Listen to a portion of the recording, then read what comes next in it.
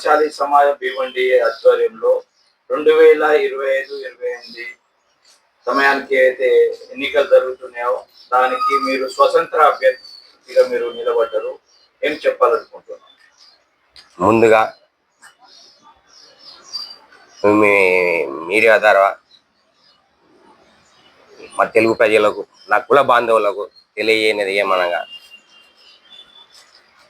సమాజం మార్పు కోసం నేను ముందుకు వచ్చాను.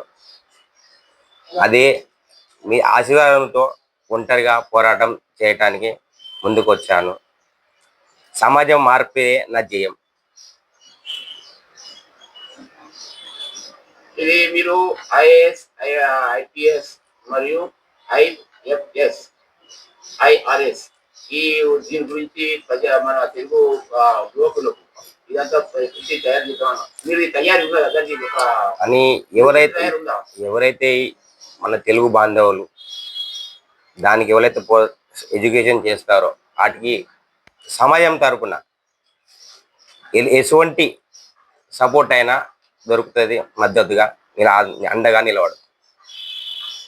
అదే రకంగా ఇలా మీరు ఇచ్చిర్రు సమాజం బడ్జెట్ లోపల వెళ్ళి కొంత బడ్జెట్ ఈ విద్యార్థులకు చదువుకోలేని పరిస్థితి ఉన్నందుకు వాళ్ళకు ఆర్థిక సాయం అని చెప్తున్నారు. దాని గురించి బ్లూ ప్రింట్ తయారు చేశారా? అది సమాజం మనది.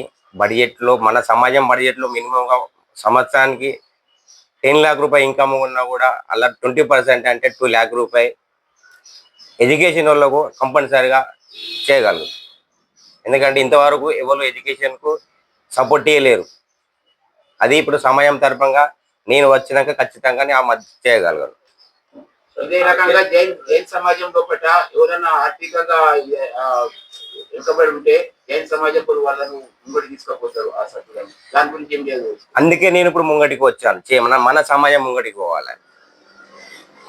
మన సమాజంలో ఎంతో మంది ఎడ్యుకేషన్ డాక్టర్లు ఉన్నారు, ఇంజనీర్లు ఉన్నారు, అడ్వకేట్లు ఉన్నారు. వాళ్ళను సమాజం ఇంకా గుర్తించలేదు. సో అదే రకంగా మీకు ఎంత పర్సెంట్ మీకు దీని మీద మీకు నమ్మకం ఉన్నది? ఇలా ఎందుకంటే బాగా పెద్ద తప్పు ఉన్నది. మీ ముంగట పెద్ద పెద్ద ఆసాములు అందరు నిలుస్తున్నారు, మీరు సింగల్ గా నిలుస్తున్నారు. మరి ఏ రకంగా ఈ ఛాలెంజ్ మీకు ఏమనిపిస్తుంది? నాకు చాలా గౌరవంగా ఉంది. ఎందుకంటే ఒక ఒంటరిగానే పోరాటం చేస్తున్నాం.